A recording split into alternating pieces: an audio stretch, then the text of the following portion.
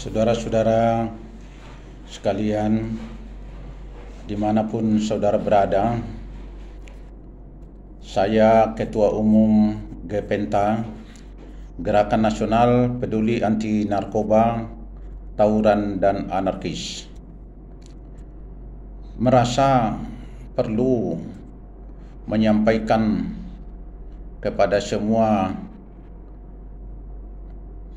anggota warga GPENTA dimanapun berada dan seluruh rakyat Indonesia, terutama kepada anggota MPR, DPR dan DPD serta partai politik yang ada di Indonesia ini.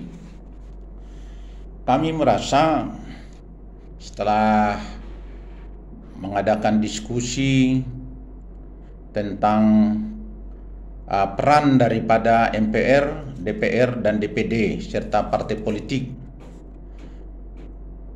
melihat kondisi bangsa Indonesia dewasa ini tidak tanggap kepada masalah konstitusi dan demokrasi bangsa Indonesia sekarang ini. Dalam diskusi kami bahwa setelah Presiden Soeharto mengundurkan diri, maka beralihlah dari rejim Orde Baru menjadi rejim Orde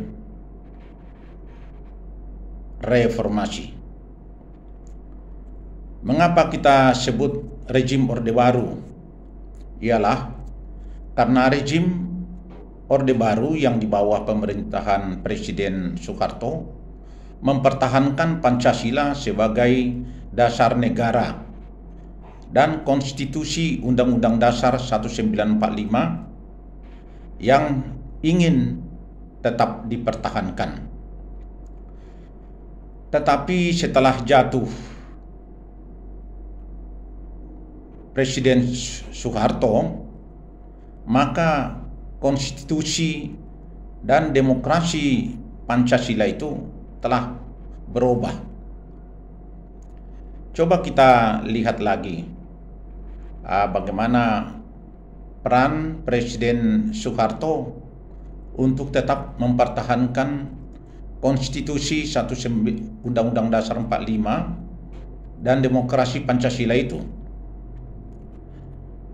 Presiden Soeharto mendorong kepada semua anggota DPR dan MPR pada waktu itu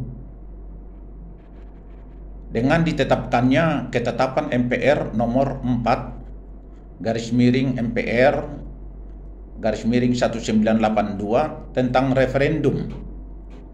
Ini arti referendum ini adalah meminta pendapat rakyat. Artinya mengadakan pemungutan suara kepada seluruh rakyat Indonesia. Apakah berkeinginan merubah Undang-Undang Dasar 1945 itu atau tetap mempertahankan Undang-Undang Dasar 1945. Tetapi setelah jatuh Presiden Soeharto, maka beralihlah menjadi rejim reformasi. Pada waktu itu tahun 1998, di mana ketua MPR-nya Harmoko ini membelot daripada apa yang diinginkan oleh Presiden Soeharto. Maka pada tahun 1998 dicabutlah ketetapan MPR nomor 4 MPR 1982 dengan ketetapan MPR nomor 8 MPR 1998. Nah, ini membuatkan awal dari permasalahan yang dianut ataupun dialami oleh bangsa Indonesia oleh seluruh rakyat Indonesia. Apabila akan merubah, ya ini menurut ketetapan MPR nomor 4 tahun 1982, apabila mau merubah Undang-Undang Dasar 1945, maka harus meminta pendapat rakyat dengan pemungutan suara.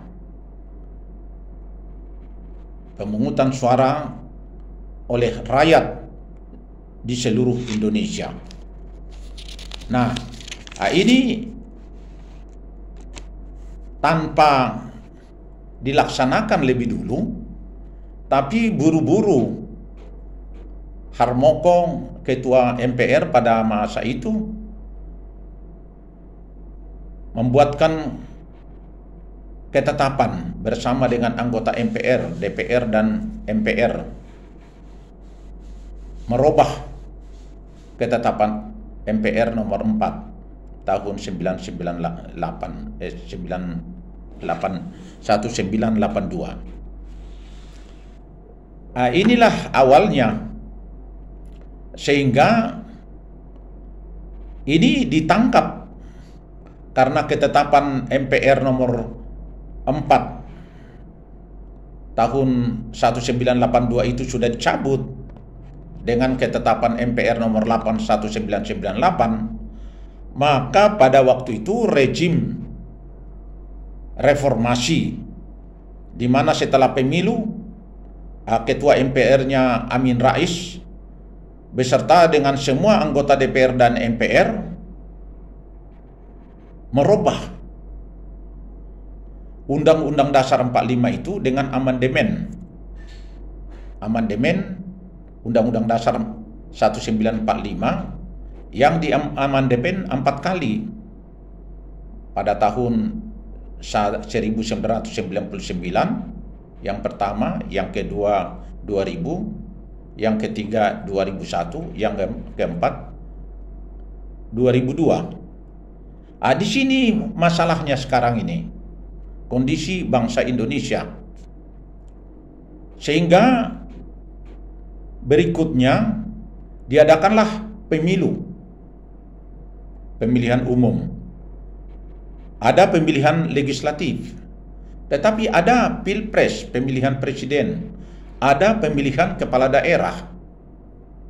Inilah sumber daripada terjadinya perpecahan anak bangsa, terjadinya tawuran, terjadinya anarkis, bahkan sumber daripada korupsi. Hal ini sebetulnya diketahui oleh seluruh anggota DPR, DPD, dan MPR. Tahu itu. Tetapi permasalahannya tidak diambil, tidak dicari, sehingga berakibat kepada kondisi bangsa Indonesia sekarang ini. Ada pemilu, terus ada pemilihan umum presiden, ada pemilihan kepala daerah, gubernur, bupati, wakil bupati, dan wali kota. Inilah masalah kita sekarang ini. Nah, setelah Presiden Soeharto tumbang, diganti Habibie, diganti Gus Dur, diganti Ibu Megawati, diganti Jenderal SBY, dan sekarang rakyat Indonesia memilih Presiden Jokowi untuk periode kedua. Ini menjadi masalah. Bumerang buat orang-orang yang duduk di Senat kita, di Senayan itu. Bumerang mereka itu. Bumerang bagi anggota DPR, DPD, dan MPR. Bahwa kondisi bangsa ini tidak bisa diselesaikan. Seharusnya tanggap semua anggota MPR, DPR, dan DPD itu tanggap. Tanggapnya apa? Yaitu, kalau sudah dilihat masalah yang seperti yang lalu-lalu, terjadinya perpecahan anak bangsa, tawuran anarkis, dan sumber korupsi, mengapa tidak kembali ke Undang-Undang Dasar 45?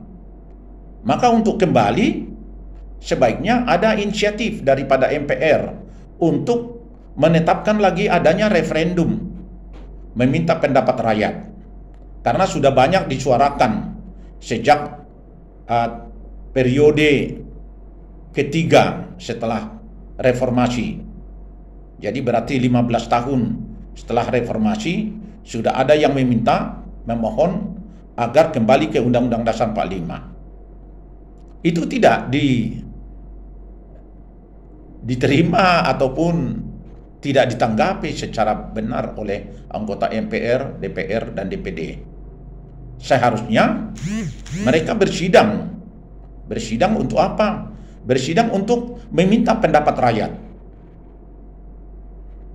Meminta pendapat rakyat, itu ada hukumnya, yaitu ketetapan MPR tentang referendum. Itu harusnya dibuat. Apakah kita kembali ke Undang-Undang Dasar 45 atau tetap menerima amandemen Undang-Undang Dasar 45 tahun 1999, tahun 2000, 2001, ataupun 2002. Nah, sekarang timbul masalah unjuk rasa mahasiswa meminta supaya 2 periode saja dan tuntutan lain-lain. Tetapi ada rakyat yang lebih banyak daripada mahasiswa itu meminta supaya Presiden Jokowi dipertahankan sampai 3 periode. Karena apa? Karena rakyat sudah mengetahui bahwa kinerja daripada Presiden Jokowi untuk mendekatkan Indonesia mencapai tujuan nasional Indonesia, yaitu masyarakat adil dan makmur. Itu diketahui. Jangan mengatasnamakan petani ataupun nelayan dan lain-lain. Tetapi rakyat Indonesia yang mendukung Jokowi lebih banyak suaranya. Mengapa tidak ditanggapi dengan baik oleh anggota DPR, DPD, dan MPR? Jangan bersilat lidah gitu loh. Maka sekarang sebaiknya, karena ada 2 kubu yang mempertahankan 2 periode, yang setuju mempertahankan 2 periode, dan yang setuju diperpanjang sampai 3 periode. Sedangkan konstitusi kita tidak ada menetapkan 3 periode, hanya 2 periode. Tapi kehendak rakyat menginginkan inilah harusnya yang diterima, ditanggapi oleh anggota MPR, DPR, dan DPD, supaya negeri kita ini aman dan damai, makmur dan sejahtera. Dengan apa caranya? Caranya mudah saja. Bersidang segera, tetapkan, adakan referendum, minta pendapat rakyat apakah tetap mempertahankan Undang-Undang Dasar 45 atau tetap mempertahankan amandemen Undang-Undang Dasar 45 tahun 99, 2000, 2001, 2002. Dan demikian juga akan termasuk di dalamnya, yaitu mengenai periode presiden 2 periode atau 3 periode. Nah, oleh karena itu, maka rakyat meminta, saya sebagai Ketua Umum Gepenta yang mempunyai anggota 4 juta orang lebih di seluruh Indonesia, juga lebih banyak dari mahasiswa, memohon supaya segera laksanakan referendum, minta pendapat rakyat. Maka DPR, DPD, dan MPR segera bersidang untuk menetapkan itu. Nah, ini yang perlu solusi. Jadi jangan bersilat lidah, menyalahkan siapa, Tapi memang untuk 3 periode itu, saya juga suarakan kira-kira 2 tahun yang lalu. Saya sudah suarakan itu, karena saya melihat, jangan salahkan saya, jangan salahkan rakyat yang menginginkan Presiden Jokowi untuk 3 periode. Bahkan saya memohon, dan sudah kita adakan seminar-seminar kembali ke Undang-Undang Dasar 45. Kalau itu ditanggapi MPR, DPR, dan DPD pada waktu itu bersidang, maka selesailah masalah negara kita, selesailah masalah konstitusi, selesailah masalah demokrasi Pancasila. Ini akan berlarut-larut terus. Apakah hanya ini pekerjaan kita? Ini akan berlalu, saudara akan selesai dari anggota DPR, anggota DPD dan MPR. Akan ada lagi generasi penerus. Generasi penerus juga akan seperti Anda ini juga tidak tanggap kepada keinginan rakyat. Oleh karena itu, mohon kepada semua yang terhormat anggota DPR, DPD dan MPR, segeralah bersidang. Buatkanlah ketetapan referendum meminta pendapat rakyat dengan pemungutan suara. Semua rakyat Indonesia diundang ke TPS untuk menentukan apakah 2 periode atau 3 periode atau kembali ke Undang-Undang Dasar 45 atau tetap mempertahankan amandemen Undang-Undang Dasar 1945. Demikian yang saya sampaikan. Saya Brigadir Jenderal Polisi Purnawirawan Dr. Andus Parsian Simanungkalit, SH-MH, Ketua Umum Gepenta, Gerakan Nasional Peduli Anti Narkoba, Tawuran dan Anarkis, untuk menyelaraskan kepada misi dan visi Gepenta, menciptakan Indonesia negeri aman, damai, makmur dan sejahtera, tanpa narkoba, tawuran dan anarkis, untuk tetap tegaknya NKRI berdasarkan Pancasila dan Undang-Undang Dasar 1945. Jayalah Indonesia!